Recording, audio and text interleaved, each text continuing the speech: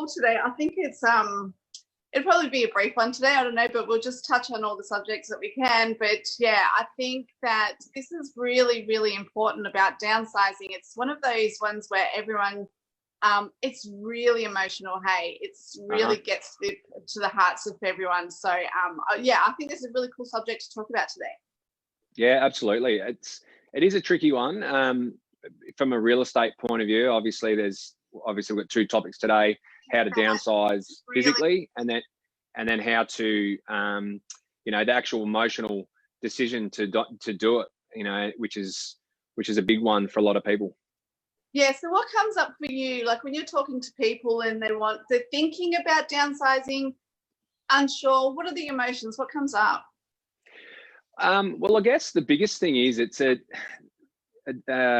I think the decision to actually do it can take some time. If you're at that point in your life where you're thinking that this is the next step, and you're starting to struggle with the amount of work that your garden has or your house, it's often a realization that you don't need that space, or you can't handle that space, and it's something that you sometimes just need to do. And you sort of you put yourselves in their shoes. It's a big decision, because not only do they have to go through that process of upping themselves and getting them into something that is easier to work with, it's typically leaving the family home.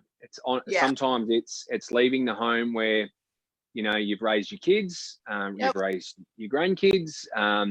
There's a lot of emotion in the home. There's a lot of memories. And I guess that's where I think a lot of people struggle with that, taking that first step and where to start, and who to talk to, and so I think it's a very emotional thing for a lot of people, and hopefully we can sort of shed some light on that today. Absolutely, because I think it's one of those instances, real estate work, goes pretty fast, it's bang, bang, bang.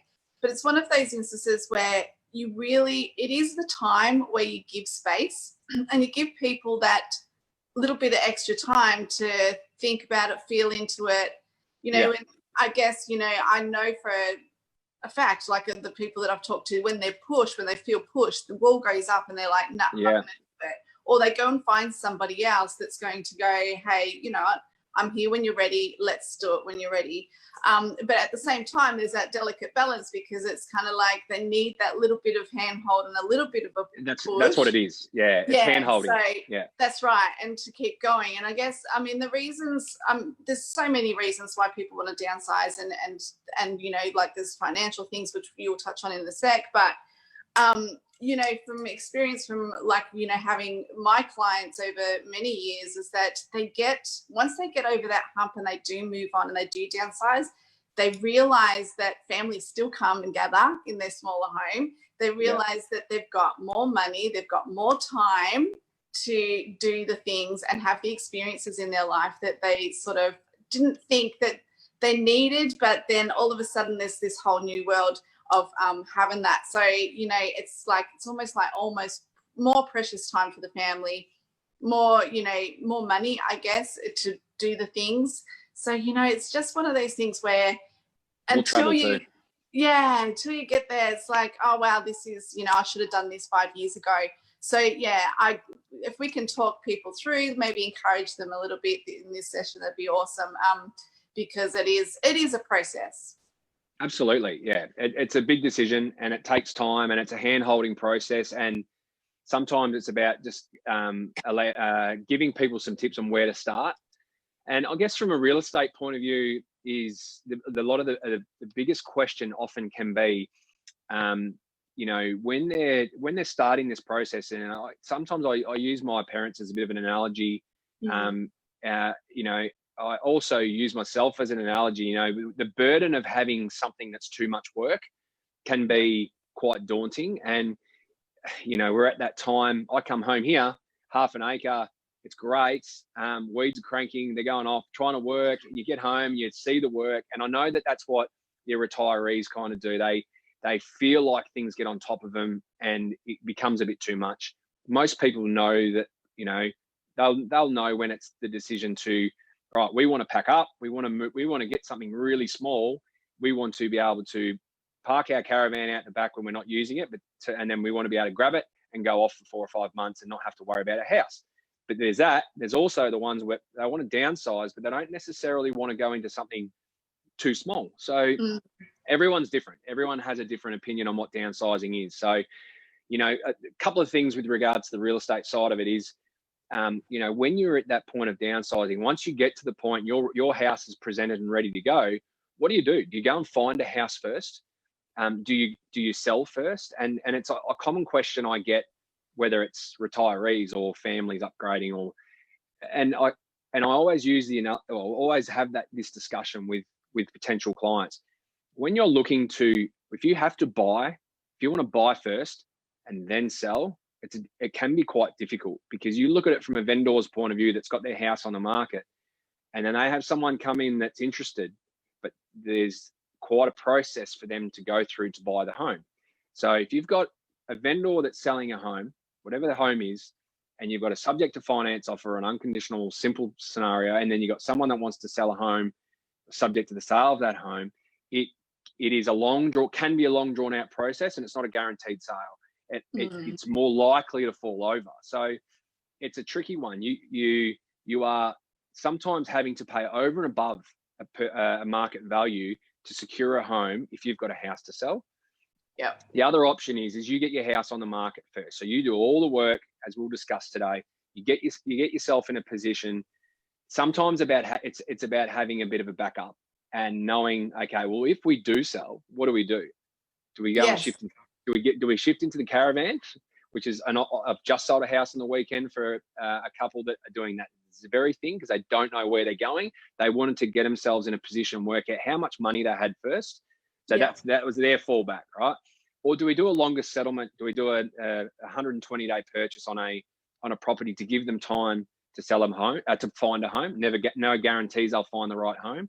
Or do they move in with family? So it's a really tricky one. But if you're having to pay overs to then hurry up and get your house on the market, and sometimes be rushed into making a decision, it can cost you 20 grand at each end. If you're buying a home, if you're selling a home, and then you're waiting for the best price, then you know what you're working with. You can then go and find a home. You come in as an unconditional buyer, and you often are the preferred buyer. So sometimes you might not have to, you won't have to pay over and above. So you pay what you think is market value for a home. A vendor will more likely look at you over any other buyer, knowing you're ready to buy and you can settle in a short amount of time. So there's so many decisions with those things, and there's something that you have to think of at the very, very start of this process. And it's a big decision. If you haven't got somewhere to go, what do? You might not have that option, but if you have, it's something to consider, because staying in a caravan for a month or so, I'm sure that's not a bad thing. That's why you got a caravan. And Absolutely. Then when you're locked and loaded, you find that right house, you are bang zero in on that house, cashed up, ready to go.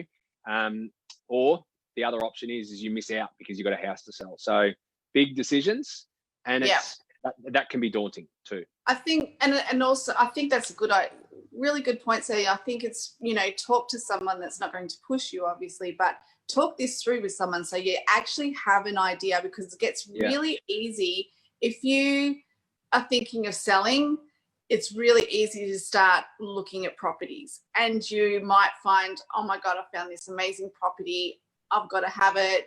Emotional attachment happens, and then if you've got no plan behind you about what you're going to do, then it's very easy to get yourself in a little bit of a tangle. So you need to talk to someone. If as an agent, my advice to my vendor, if there was 2 buyers and one was, and the offers were relatively similar, whether it's 5 or 10 grand apart, a subject to finance, it's pretty straightforward contract, not always guaranteed, but pretty straightforward compared to a subject to the sale of a home. My advice 99% of the time, unless the price is too good to refuse, is to go down the line of the subject to finance. So that's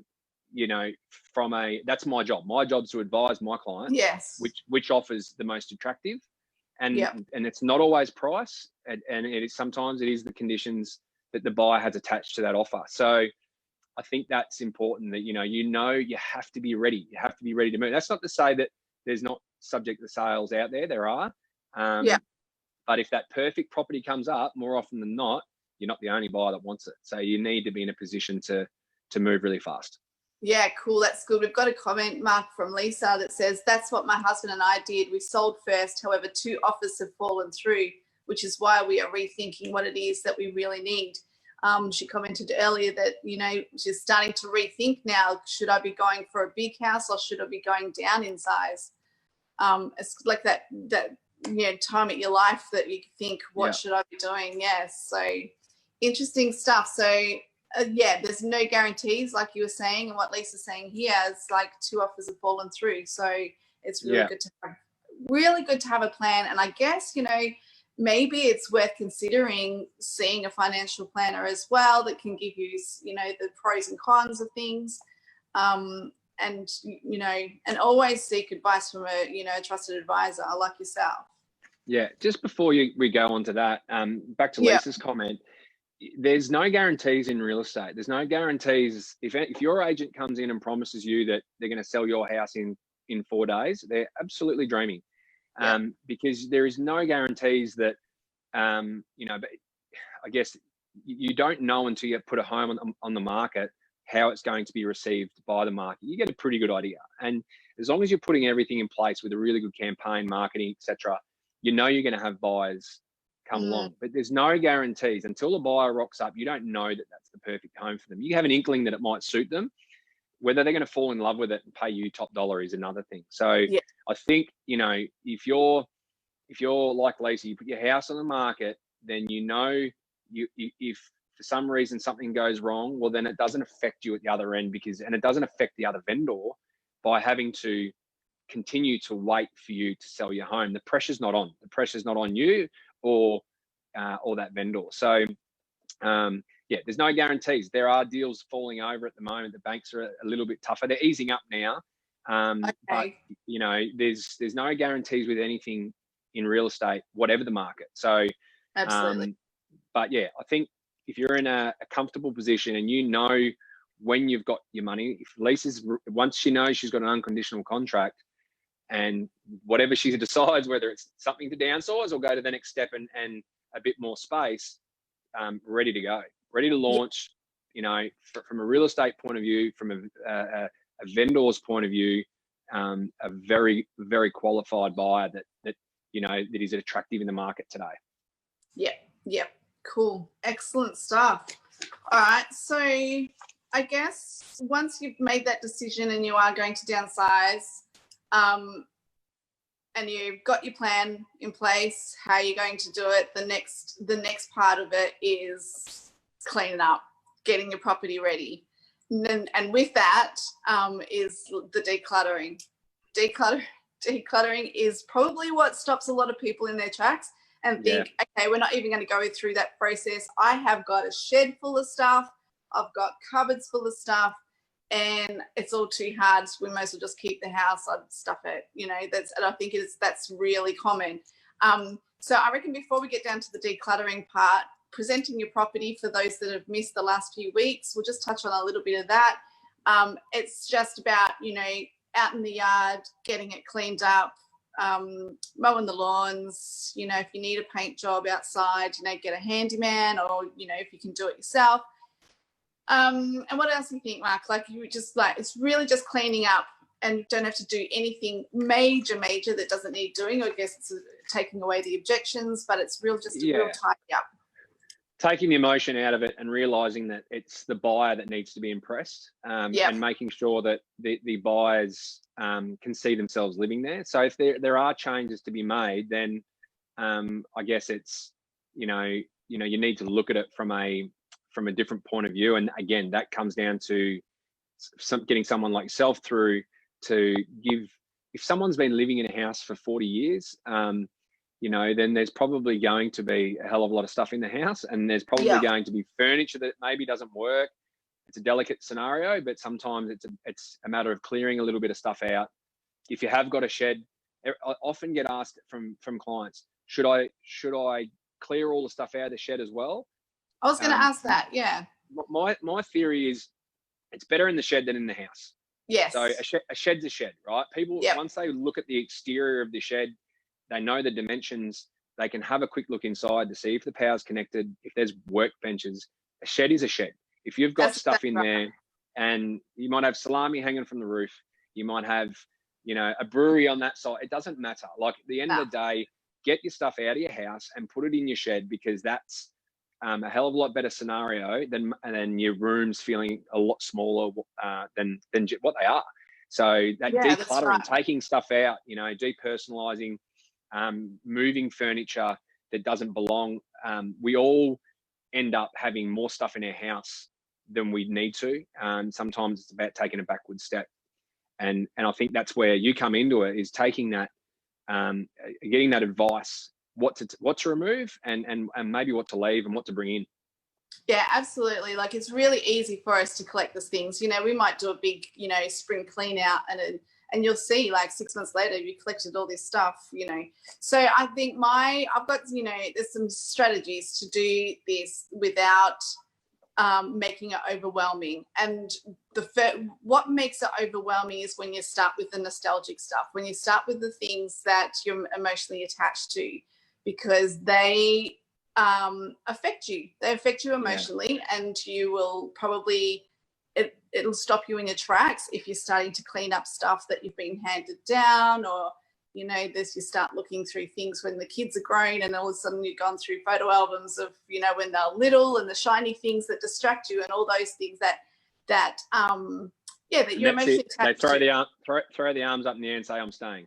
I'm staying. Yeah, I can't do it anymore. I can't do it. And you know, it actually is emotionally and physically draining as well when you're cleaning up, when you're doing stuff. So my advice is to start with the things that don't matter. And they're the piles of, you know, newspapers. They're the, you know, the calendars, the promotional calendars you get sent out in the mail. That's like all those things that don't matter much. Just chuck them out. Like, get rid of them. Old clothes, old linen. Yeah, old linen, things with holes in them. If you got to, like, you know, we're not immune to it. We got a sock drawer with all the, you know, the socks and so, like, you know, all that little stuff. And then you, like, that things that don't matter, and you'll find, like, it's just like the end of the weekend, you go, whoo, that was good. And you'll actually see around you how amazingly it looks a lot cleaner and it feels amazing. Then the next part is probably going through your clothes, going through the things that we keep just in case. We always keep these things. I might need it one day. You don't ever use them. Like 99% of the time, you don't ever use them. They're just a waste of space in the cupboard and, you know, in a box somewhere. But if you think you might use it one day, put it in the shed. Yeah, exactly. Just get a box for the things you might use one day and put them in the shed. Like, I'm a bit nostalgic. I love to keep old stuff. I don't know why. Yep. Yeah, I've got boxes and boxes of just kids' stuff, their teeth, weird stuff. Some people, you know, some people are, some people aren't. So for me, there'd be stuff I just couldn't throw out. But you know, I think it's just a matter of, if you really can't throw it out, get it out of the house one way or another. Put it in storage. Yeah, storage. Like, it's like these guys that, you know, live down the road from me. They're amazing. They've got a storage place called No Sheds Sherlock. Have a look at them, because, and I've done that myself, is I've, you know, boxed things up and put stuff in storage for the low lease rate of a storage facility. It's out of mind, but you know it's there. You know it's safe. So you can, you know, you can actually present your home, put those things away, and just know that they're safe, and you can go get them when you've, you know, got your own place. And then you can take your time when you've got your new house. You can take your time to go through those things to see if you really need them. You don't have to rush the declutter process with the nostalgic things. You can, you know, just because you're selling, it's like, oh my God, I got to get rid of it. Put it in storage, and then when then you've got your time afterwards to do it.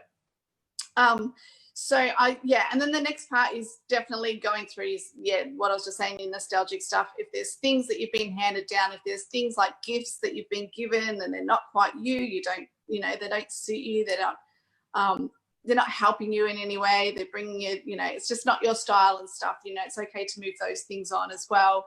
most 10 times, I mean, 9 times out of 10 people will, you know, that your friends that have given you these gifts like 10 years ago have actually forgotten that they've given you the, you know, what they've given you. It's more about the giving rather than what the actual present is. So if you're collecting all this stuff and feeling really bad about that, I would definitely like put it in boxes if you can't get rid of it. But, you know, have the conversation with your friends, you know, do you mind if I move this on? Because it's, or just give them back, re-gift them at Christmas to them.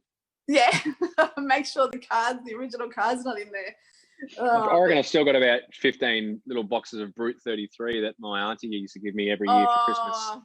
That was her favourite present. But no, yeah, you're right. I think it's a matter of, you can still gift things to family. If you have if it's something close to you, you can still keep it within the family. But it's a cleansing process, and it's a tough time for a lot of people. But most people, I think most people always come out of this and say, I wish I did it earlier. I wish I did this 5 years ago. Yep. Because there's nothing worse than when, you know, you might get to that point where it's too hard to move, and I've seen that too. Yeah. And another conversation I had was with an auntie and uncle, actually, that they said, you know, we just sort of thought we'd keep the big house because when the kids come home, there's somewhere for them to stay. Yeah. And that was once a year. Yeah. You know, for 4 days. They can stay at Sunray's Resort. Absolutely. And that's even and then you fun. get a holiday too. Yeah. Exactly. Get a holiday too. Exactly. Yeah. And that very scenario, I go into houses, they go, oh, this part of the house, the door's locked, we never go down there, it's the other bathroom, it's the other bedrooms, and it just becomes something that they have to clean. Even though they don't use it, it still has to be maintained and cleaned, doesn't it? So absolutely, it doesn't. Blocking off the heating, because, you know, that part of the house, we just don't go down there anymore, but the heating escapes down there. So there's so many, you know, reasons to downsize. If you're thinking about downsizing, honestly, have a chat to someone. It's the time to do it. Don't delay. Like, if you're actually thinking about it, then it's not going to shut up. It's always going to be here. It's not, you know. So. Well, and it's about coming back to the reasons why you want to do it. And the reason might be because you want to spend more time rather than in the garden. You want to spend more time with your family, with the kids, with the grandkids. It might be more holidays. It might be just because you can't handle it. There's probably all these reasons why it should be done. And sometimes it's a good thing to chat with your family as well. You know, your kids, and making sure that everyone's on board and in a similar belief that you should be doing it. Talk to your family, talk to people in the industry, ask for help, and, you know, before you know it, you'll be in a position and you'll be thinking, like I said before, why didn't I do this before? Why didn't I do this earlier? Life's great. Wander down the river, have your coffees. I think that's what most retirees are looking to do. That's the reason why most people want to downsize, because they're over the continual maintenance of a big property. Absolutely. And even moving out of town, in town, you know, to downsize and be in town. And it's amazing, you know, you walk the dogs down the river now that we can, you know, down to the cafes and stuff when they start reopening. Like, it's a change of lifestyle, but it's lovely. Like, I know, I don't think I've spoken to anyone yet that's regretted moving into town and having that smaller space. They don't spend all weekend mowing lawns and cleaning the yard. They're spending weekends just catching up with friends. It's lovely. Yeah. I see a lot of my parents' friends just wander on the streets. I know. All the time. It's so nice. Every day you see them going to the shops, coffees, see them out for breakfast. It's beautiful. It's a definite lifestyle, and you know, it's about spending more time playing golf, fishing, holidays. So, exactly. It's great. And I guess that those people that are thinking of doing this but just don't know where to start, it's just a matter of, you know, that's why we're doing this. We're happy to come and talk and discuss, you know, whether it's now, end of the year, what's a good time to sell your property. I mean, there's different times of the year that we suggest for different properties to sell. And, you know, if you've got a big, beautiful garden, then maybe spring's the perfect time, but sometimes it's not necessary. Sometimes winter's good because there's not as many listings. So therefore there's still a lot of buyers around. But It's just about talking to someone and going, all right, where the hell do I start? How do I do this? Should I buy first? Should I sell first? What are the risks? What are the rewards? Should I move furniture out? Should I bring some stuff in? Should I sell as is? What's the market going to say? And how's my property going to be received by the market? Yeah. Because that's what people want. They want to get a really good result, a really fast, high price on their home. And, you know, there's tactics to do it. And that's why, you know, we're happy to take any calls at any stage. Yeah, absolutely. Because who doesn't want more money and, you know, a fast sale time? You know, it's just to get what they want and to move. Because once you've decided and you're ready, you actually are ready. So let's go and, you know, get that person to help you along the way. Like, there's no guarantees, but still helping you get along. And the other thing is, we wanted to talk about, like, I just wanted to ask you, it's like less expensive, to downsize. Your rates are cheaper. Yeah. Yeah. In some cases. Depends. Yeah. Some Depends. cases. Yeah. You know, there's probably, you know, units with corporate body fees and stuff like that. So those are the things that you need to look into and consider. So that's where you go to either see Mark or somewhere like, you know, financial advisor for that. Yeah, look, I think, again, everyone has a different opinion on downsizing. You know, for some people, they're downsizing to 2 acres from, you know, a farm is them downsizing. So, you know, don't always think that downsizing means you're going into a tiny unit with, you walk out the back, there's some paving and there's your back fence. You know, downsizing might be going to still a good size home with 2 living areas, with 4 bedrooms because your grandkids come over and you need an extra room or a sewing room. But maybe your garden's a bit smaller or you don't have a pool. You know, maybe the pool maintenance is too much. So you might be wanting a particular location to downsize to. It might be near Mildura Central. It might be near the CBD. For whatever reason that is, you know, for why you want that. It might be near the golf course. You know, there's so many different scenarios and everyone has a different want when it comes to retiring. But it is really about, you know, that simplicity, being able to spend more time doing the things you want to do or traveling. And that's the general scenario. I get. So that's good.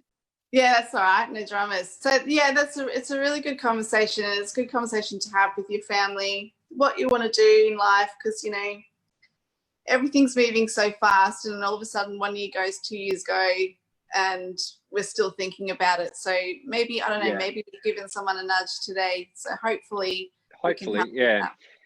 just a bit of an overview on the market. Every day, probably 10 times, 15 times a day, I'm getting a question. Oh, has the market dropped? No, it hasn't. I think nationally it's dropped 0.4%. I think if you look at regional areas, we're a lot more stable than your cities. So I'd even say that we haven't had a reduction in prices. So just to give people a bit of confidence out there, that if they're thinking of going to the market, that, you know, it's still a really good time to sell. There's just so much different advice there, and I think we just need to look at it from a local level. You know, we're getting really good results. We're still getting strong buyer demand. For people that don't necessarily want to go to the market, I sold a house on the weekend. Friend of Dad's, played golf, said I'm thinking of selling, you know, chasing the grandkids to Adelaide. So that's their version of downsizing. He just didn't want to see his house go to the market. So I honoured their wishes. We took 3 buyers through. One of them loved it. We're signing it up today. So there's different ways we can sell your house. It's not always having to do a big campaign. You know, they just, for whatever reason, didn't want to see it on realestate.com or whatever it was. So there's another option if you're just starting to think about buying, you don't know where to start. Let me know. I can put you on our database and that will actually update you with new listings. You can keep an eye on what's coming on the market. You can actually see what properties, That's right. You can see what properties are coming on the market, what they're worth, and feel the market before you make that decision. You know, we understand it could be a while away before you're doing this, but start that process, do your homework, work out your good areas or where you want to be and maybe what you think you might have to pay. There's another thing that if you want to, I've done a Scottish and Razor Savvy Seller's Guide. It's very in depth. That's very cool. I don't know how many pages it is, but it's a lot.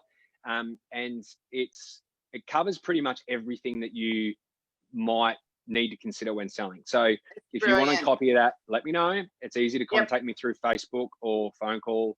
And it's just, I think once you've read that, it might answer a few other questions you might have with real estate. So let me know if you want a copy of that.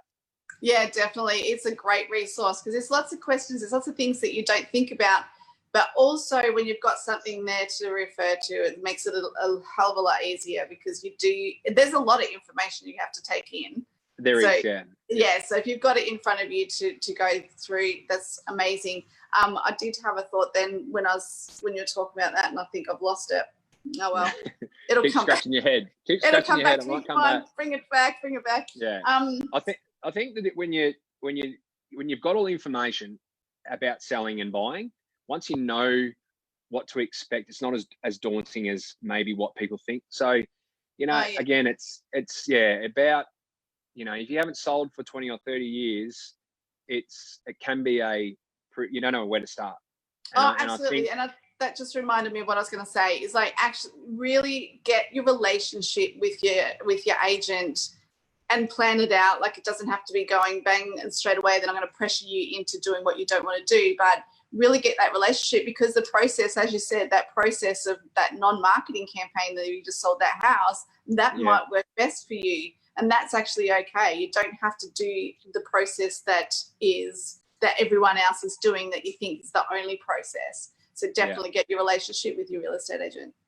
And a lot of people don't also understand the thing about real estate. You see a property come to market, I could have been speaking to that person for 2 years, 3 years, 4 years, 5 years. So it's something that takes time, and it's something you only might do every 6 or 7 years. So it's not like we come and see you and then we're getting photos the next day. It is. Yeah, it's not a pressure situation.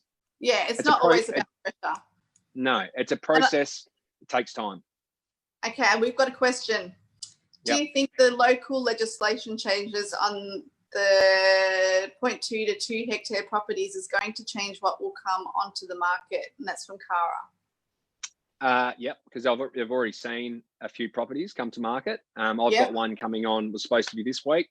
It's coming on next week. So there will be some opportunity for some buyers to secure some land out of town, which is great because there's not much. But there's enough buyers looking to build. There's plenty of buyers looking to get out of town to maybe, if they really want to secure their own piece of paradise, but be able to build their own dream. A lot of people have that. So I think you'll see properties come to market. Like I know the one I've got next week, shed, chook yards, all set up, ready to go, 3/4 an acre. When I say shed, and heaps of other shedding as well. It's got a building permit. Well, it will have a building permit in place by the time someone's to go to contract on it. So, great. Yeah, there's definitely going to be that sort of stuff coming to the market, but there is the demand for it, so it shouldn't affect prices at all. Oh, awesome news. Cool, guys. So what do you reckon? How should we wrap this up? Have we got any more questions? Oh, hang on, Mandy's typing another question. How is the marina development going these days, from Scott? Well, if you went down there, you'd probably see that there's a lot of property down there. I've got one settling. I've got a block of land that I sold a few months ago, settling next week on the marina. So I think the confidence down there now is a lot higher than probably what it was 5 years ago. Yeah. There's some great property in there. There's some, it's almost full, I think. So really what it is now, it's either buying established or just taking advantage of a few of those blocks left. I love the marina. I think it's great. I think one day in the future, we'll look back at the marina and go, oh, geez, I wish I had a board in there. There's a really good cafe. There's a really good cafe in there. It's a good vibe in there. Now that it's quite full, I think it looks great. Don't forget Caramar Drive. Once upon a time, no one wanted to live in that swamp area. and that was when it first came to market. It had a really good bad vibe, and I think it was back in the 70s or 80s. No one wanted to live there. Now I reckon people probably regret, and I've heard people have regretted not making that decision back then. So, look, I think the marinas. I've sold a few properties in there. Again, lifestyle, downsizing, retirees going in there, loving the ability that they can just walk down the river, go get a coffee. It's all about lifestyle. Yeah, definitely. Yeah, it is. So definitely, it probably had some hurdles over its time, and maybe there'll be a hotel one in there one day. But I think it's looking good now, and I think it's only going to get better. Awesome. Another question from Scott. He's asking about the population in Mildura over recent years. What are your thoughts on that? Well, it's not a bad question, Scott. I think it's definitely growing. I mean, at the moment it's hard because we're not, there's no migration. I know Mildura's a tourist town, and we attract a lot of people. From my point of view, I don't know the actual statistics of how many people move here, but there's always a lot of people coming here from around Australia and from other countries. Just recently we've had a lot of Chinese, a lot of Vietnamese, a lot of Indians coming to our homes looking to settle here, which is great. So I think Mildura is a very attractive place. It's definitely growing. We get a strong demand from people moving here, whether it's for work or whether it's just because they love the place. I feel like, sorry, Mark. No, you go. Yeah. I feel like there's been a lot of houses that we've sold together. Well, you've sold, but I've stayed with you. That's been, people investing from Melbourne, from Perth, from Sydney, that are looking for property here. There's definitely interest in Mildura for sure, and whether they're going to move here eventually. But you can see it on the forums for schools. There's a lot of families moving here wanting to know which school to go through. What's the best school to go to. So I don't know the statistics, but you can see that. You can see and feel the vibe. The amount of retirees that we get, that we travelled through here, we loved it that much, we decided to move here. Wow. Yeah. So Mildura is growing. Yep, it is. Yeah. It's growing. So cool. Thanks, Scott. Yeah, thanks. That was a good question, Scott. No bad question. Yeah. So, all right. So I think, if you want, we've got a few more of these to go, Mark, a few more of these sessions to go. Yeah. So there's plenty more to cover. Absolutely. So if you want to be notified when we go on, and apologies again for today, we're a bit 10 minutes late with some technical issues, but if you want to know when to get notified, just put notify me in the comments. Give Mark a call if you've got any questions about today, or if it's spurred on some kind of interest for you and inspired you to do this. Give Mark a call, definitely message him. And if you've got any more questions for next week, I'm sure you'll see the ads where we've got a different topic. But if you've got any questions and you want to send them in first so we can answer them on the live and not miss out, definitely send them through. We should mention that is it next week we're going to look at a house for you to style and for me to sell. Is that right? Next week or the week after? I can't. We have got a bit of an agenda there. I can't remember next week or the week after.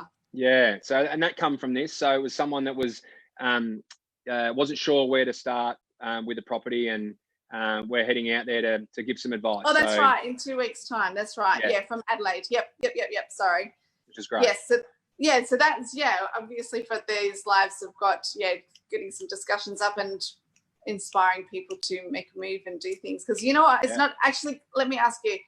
It is winter. Is it bad time to sell? No, it is not. It's not a bad. There's a real demand for property at the moment, and there's a lack of property coming on, and that's probably a bit of a hangover from COVID, I believe. You know, there's a lot of people are uncertain whether to take their property to the market. Yeah. But the thing about winter, and I've always seen this every year, that a lot of people wait for spring. So you tend to get sort of less properties go to market, but there's still a high demand for people wanting to move. So you tend to get a fight on your hands with a few properties, and that ultimately pushes the price up. Awesome. Sometimes if everyone believes that spring's the right time, then you get an influx of properties. Therefore, still the same amount of buyers usually, more to choose from. So sometimes winter's a really good option for that very reason, that everyone's hanging off, waiting for their flowers to bloom, and thinking that it is the best time. And look, it is a good time if your garden's spot on. But otherwise, you know, winter's a really good option for a lot of people. There's still buyers.